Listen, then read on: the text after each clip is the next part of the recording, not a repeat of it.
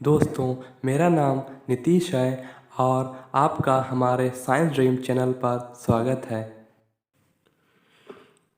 दोस्तों, आज हम बात करने वाले हैं one of the fundamental force weak force के बारे में। तो दोस्तों, क्या है वीक फोर्स, ये कैसे काम करता है और वीक फोर्स आखिर इतना वीक क्यों है, जानने के लिए शुरू करते हैं आज का वीडियो।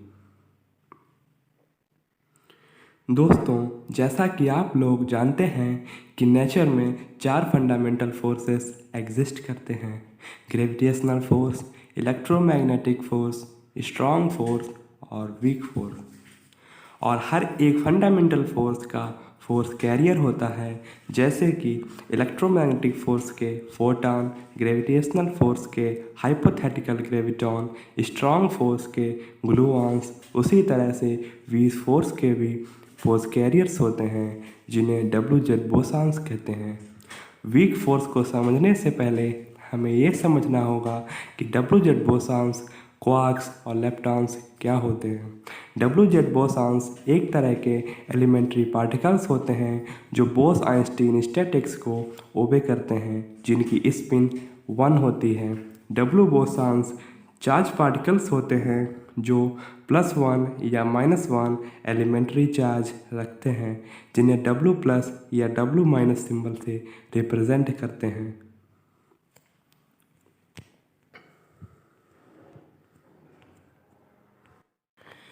जबकि जेड बोसॉन इलेक्ट्रिकली न्यूट्रल होते हैं। ये तीनों शॉर्ट लिव्ड पार्टिकल होते हैं जिनकी हाफ लाइफ 3 × 10⁻⁻25 सेकेंड्स होती है। डब्ल्यू बोसॉन्स का मास 80.37 गीगा इलेक्ट्रॉन वोल्ट पर c² और जेड बोसॉन्स का मास 91.18 गीगा इलेक्ट्रॉन वोल्ट पर c² होता है, जो लगभग प्रोटॉन से 100 गुना भारी होते हैं। इन पार्टिकल्स को सबसे पहले 1960 में 3 साइंटिस्ट स्टीफन विनबर्ग, शेल्डन ग्लासो और अब्दुस सलाम ने प्रेडिक्ट किया था, जिसे मई 1983 में कार्लो रूबिया और डच साइंटिस्ट सिमन वंडरमेयर ने डिस्कवर किया, जिन्हें इनकी डिस्कवरी के लिए साल 1984 में नोबेल प्राइज़ दिया गया। अब बात कर लेते हैं क्वार्क्स की। तो दोस्तों, ये एक तरह के एलिमेंट्री पार्टिकल्स होते हैं जो +2/3 या -1/3 एलिमेंट्री चार्ज रखते हैं। ये 6 फ्लेवर्स में पाए जाते हैं: अप, डाउन, चार, स्ट्रेंज, टॉप और बॉटम। और इनके एंटी पार्टिकल्स, जिन्हें हम anti up, anti down, anti चार, एंटी स्ट्रेंज, एंटी टॉप और एंटी बॉटम कहते हैं, जिसमें से अप और डाउन क्वार्क का मास सबसे कम होता है और सबसे ज़्यादा स्टेबल होते हैं, जो मिलकर प्रोटॉन और न्यूट्रॉन का फॉर्मेशन करते हैं। अब बात कर लेते हैं लेप्टॉन्स की। ये भी एक तरह के एलिमेंट्री पार्टिकल्स होते हैं जिनकी स्पिन +½ या -½ होती है। ये स्ट्रॉन्ग इंटरेक्शन में भाग नहीं लेते, जिसमें से इलेक्ट्रॉन, मुऑन, टाउ और उनके करस्पॉन्डिंग न्यूट्रिनो होते हैं, जिन्हें इलेक्ट्रॉन न्यूट्रिनो, मुऑन न्यूट्रिनो और टाउ न्यूट्रिनो कहते हैं। दोस्तों, इलेक्ट्रॉन्स को आप जानते ही होंगे, लेकिन अगर आप मुऑन और टाउ को नहीं जानते तो बस आप ये समझ लीजिए कि ये एक तरह से इलेक्ट्रॉन के क्लोज कजिन्स यानी बड़े भाई होते हैं, जिनका चार्ज और स्पिन इलेक्ट्रॉन के बराबर ही होता है, बस ये इलेक्ट्रॉन से काफ़ी भारी होते हैं। अब समझते हैं कि वीक फोर्स क्या होता है।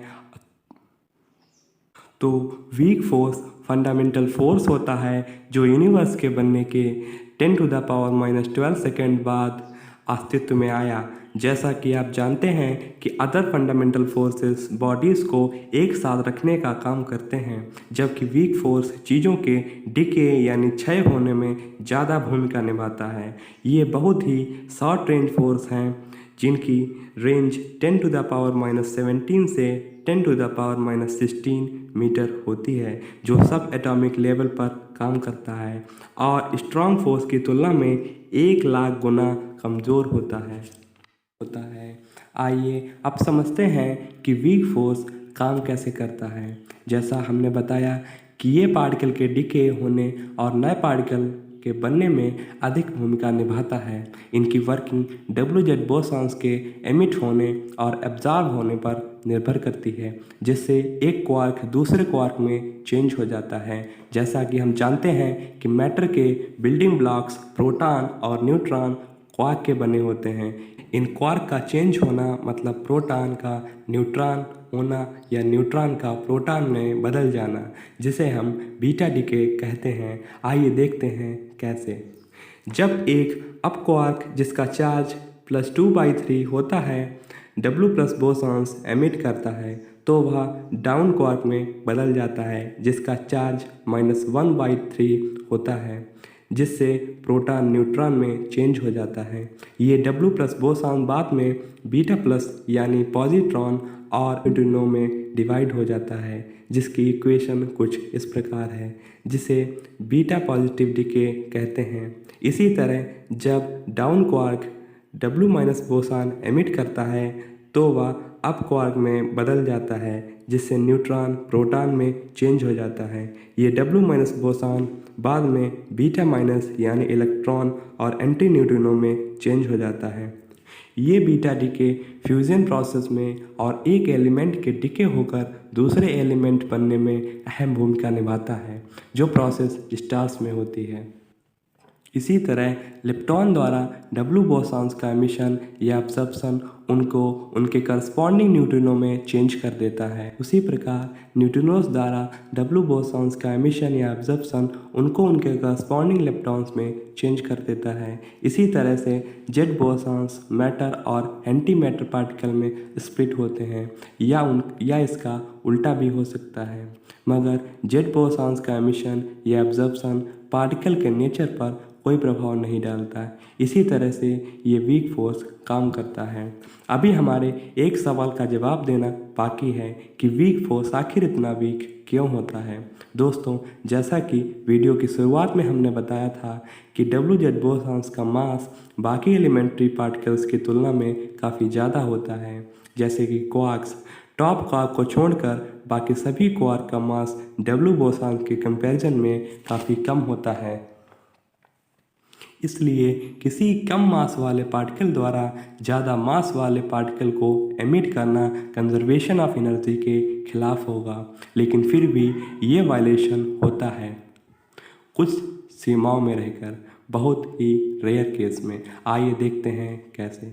दोस्तों, जैसा कि हम जानते हैं कि अनसर्टेनिटी प्रिंसिपल हमें बताता है कि किसी भी पार्टिकल की पोजीशन और मोमेंटम हम एक साथ इनफाइनाइट एक्यूरेसी के साथ नहीं बता सकते। अगर हम इसे एनर्जी और टाइम में देखें तो यह इक्वेशन कुछ इस प्रकार होगी, जो हमें बताती है कि पार्टिकल की ऐसी क्वांटम स्टेट जो कम समय तक एग्जिस्ट करती है, तो उस क्वांटम स्टेट की एनर्जी में अनसर्टेनिटी बढ़ जाएगी और हम उस पार्टिकल के क्वांटम स्टेट की एनर्जी के बारे में अनसर्टेन ही रहेंगे।